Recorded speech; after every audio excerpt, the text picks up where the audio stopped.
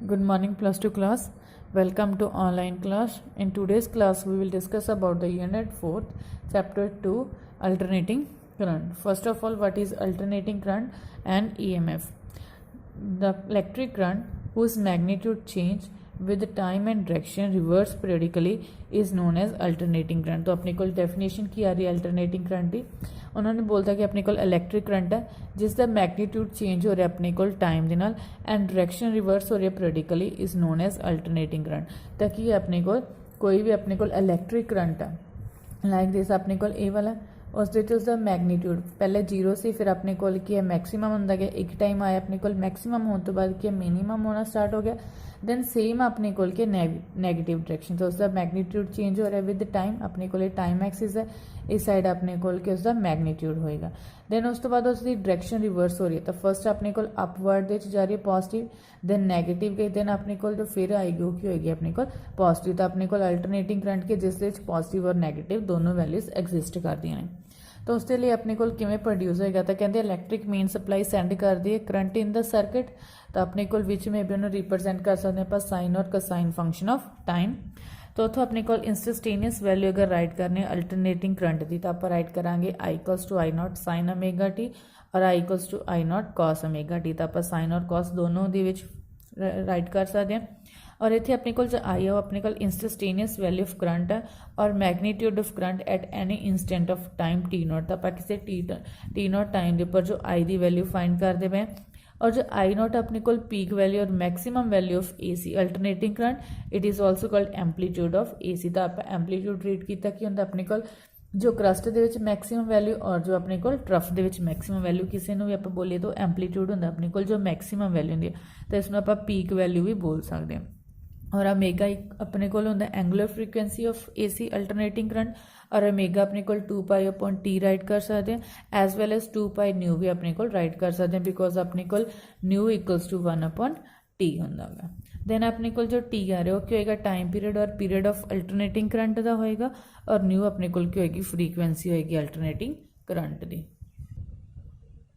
तो इतने अपने को डायग्राम देख रहे हैं अपने को 2 साइन अपने को वेव्स नहीं हुए ने साइन फंक्शन अपने को टी का जिस फर्स्ट है जो अपने को टी टाइम के नाल वेरी करता पाया सैकेंड अपने को T dash 2 T dash 3 T dash के नाल अपने को वेरी करता पाया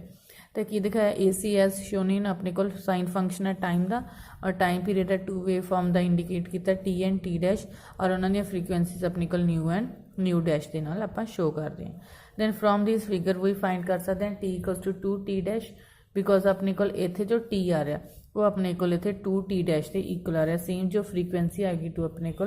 2 न्यू दे आएगी सिमिलरली कहते अगर आप ई एम एफ की गल करनी उस मैग्नीट्यूड चेंज होंगे टाइम के नाल और डायरेक्शन रिवर्स हो रही है पीरियडिकली उसमें आप बोल देंगे अल्टरनेटिंग ई एम बोल देंगे डेफिनेशन सेम है बस उत्थे अपने को करंट आ रहा से इतने ई एम एफ आ रहा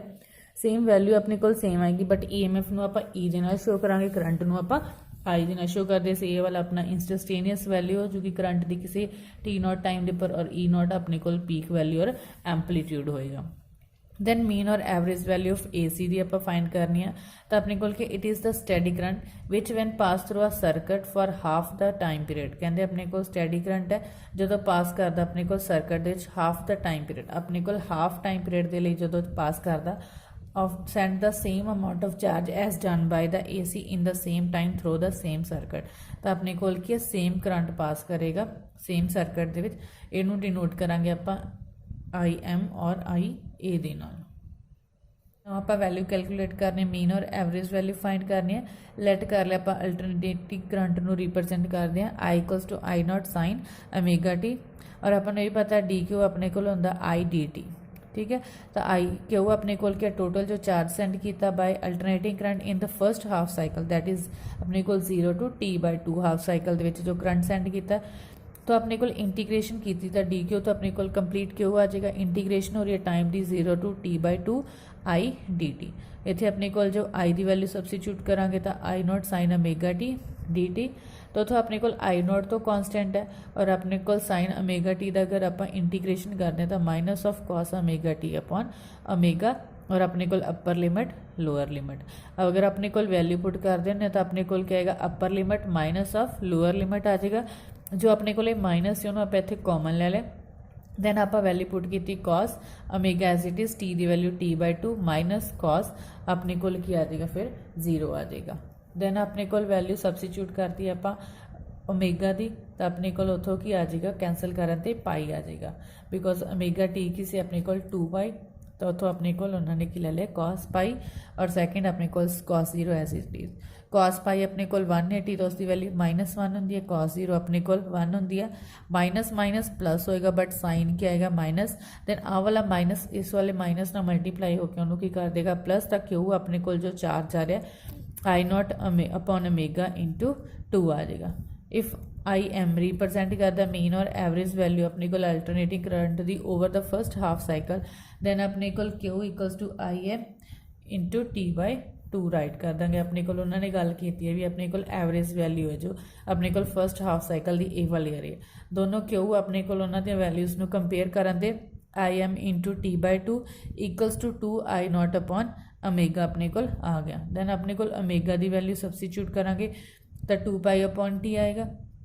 टी नाल अपने को टी कैंसल, 2 दे नाल अपने को 2 कैंसल हो जाएगा, तो आई एम इक्वल्स टू अपने को 2I0 अपॉन पाई आ जाएगा। इसको सॉल्व करन ते अपने को वैल्यू जो आएगी 0.637 I0, तो इट मीनस कि जो मीन वैल्यू आएगी ACD over positive half cycle is 0.637 times the peak value of AC, तो अपने को पीक वैल्यू का इन्ने टाइम्स होएगी, और अगर आप परसेंटेज राइट करां 63.7% ऑफ द पीक वैल्यू होएगी। सेम अगर अपने को नैक्सट वाले हाफ साइकिल के लवांगे तो उत्थे अपने को नैगेटिव दे विच वैल्यू आएगी, और टोटल जो वैल्यू होएगी अपने को कैंसल होने तो बाद पॉजिटिव नैगेटिव 0 आ जाएगा। सेम जिमें आप मीन और एवरेज वैल्यू फाइंड की AC दी, इसी तरह आप जो EMF की वैल्यू भी आप फाइंड कर सकते हैं एवरेज, सेम मैथड के नाल, सिर्फ अपने को चेंज कितने आएगी आई की जगह पर आप E राइट करांगे।